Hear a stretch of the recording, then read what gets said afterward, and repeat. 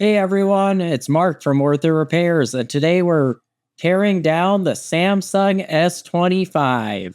Sorry for the video quality. The video is from my live stream, and I'm just doing a remake of the teardown to get you guys a more detailed guide.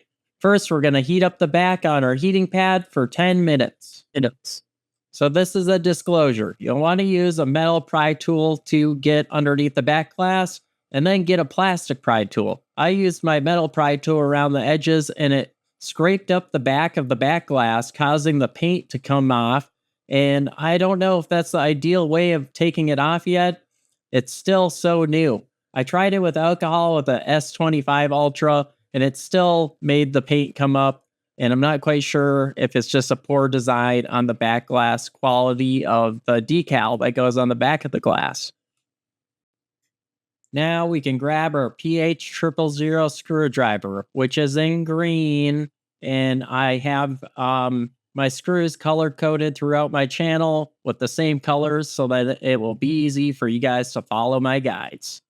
All right, we'll remove the 4 PH000 screws holding down the wireless charging pad. So then we can get the battery disconnected first.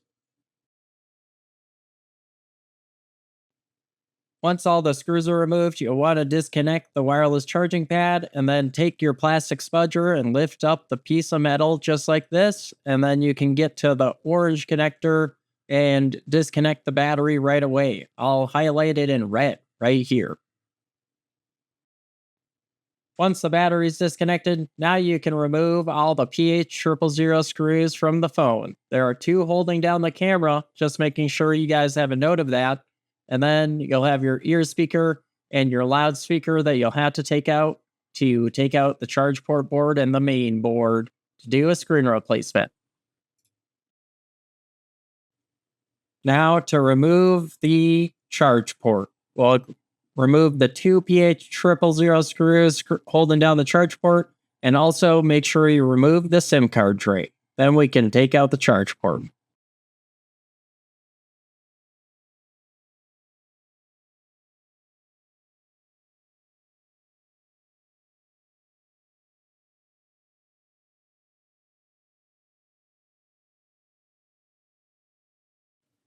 Once the charge port is removed, you can like and subscribe. All right, now we can remove the main board, and we'll just put that down there. And we're going to remove the battery. The battery has its own little pull tabs, and we'll pull the pull tabs and pull out the battery. You might want to first start with the right one and then the left one, or vice versa.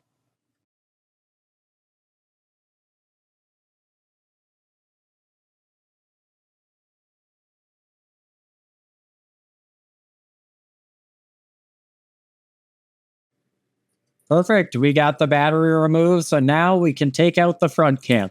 The front camera is the hardest part to take out of this whole repair. So you're going to need some bended tweezers that you don't mind bending up a little bit. And they might end up breaking the tips on the tweezers. And you're also going to need to use alcohol. The part is already available on Mobile Centric's website, so I think they understand that it is really hard to remove the front camera. You'll have to remove the glue around the front camera, just like all the other models of Samsung phones where you had to remove the glue, and you just kind of got to pry it out and rip it out with your bended tweezers and use some alcohol to help loosen the adhesive and try not to break the front camera while you're at it. We'll take a look at the front camera here, and it has these little pins right on the side where you could actually rip off the pads and make the camera unfunctional after the repair. So we're going to take out the 5G antenna. We got to take a PH000 screwdriver, unscrew one screw holding it down, and wow, this thing comes out so much easier than all the other models. And then I wanted to do something interesting. I wanted to take out the power buttons. Normally, when you do the screen replacement, the power buttons come pre-installed on most phones, but I wanted to do a full teardown. And during this part of the video, I ended up breaking the phone because I broke the power buttons trying to get them out. And I wanted to let you know that not the power buttons itself, but actually the connections You'll see here in just a second. It's not broken for good or anything. I just have to wait probably like a year until the part becomes available because the power button flex cable is not yet available. So Mobile Centrics, if you're watching this video, please give me a power button. Like, what if someone already had liquid damage or something? They need to get the power button out, like, and replace it. Or you never know. But come on. I just need the power buttons.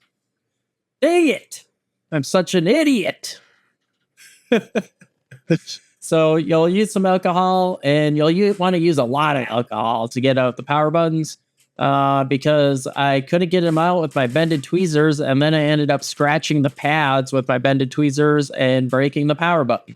So that's what you don't do when you're taking out the power buttons, but also you probably don't even need to take out the power button because it's going to be pre-installed in most of the parts, I'm sure, that will be getting released once the screen repair is available, which it is not available. So don't break your S25 yet.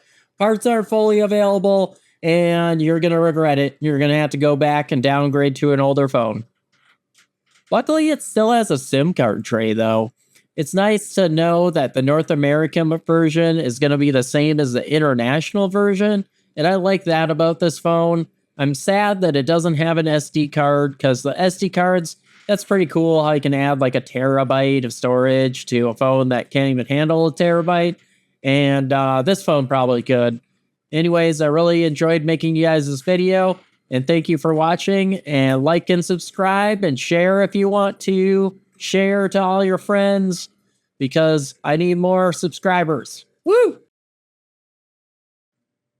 Even though I thought I maybe broke the phone after I scratched up the pads of the power button really bad, I decided to put it back together and just find out and see if I broke it. I'm really positive I did, but we'll see in just a second.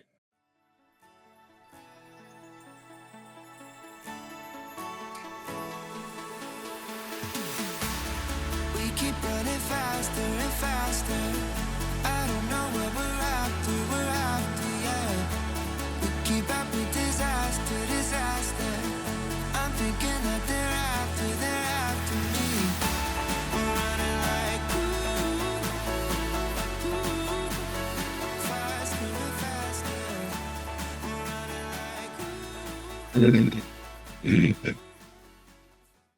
I wanted to see if the phone would power on without the wireless charging pad on it, and it certainly would not. So you're gonna need to screw everything down, especially because the power button is pressure sensitive. So you'll have to have pressure pushed up against the connection of the power button flex for it to turn on. So you'll have to screw everything down to get it to turn on.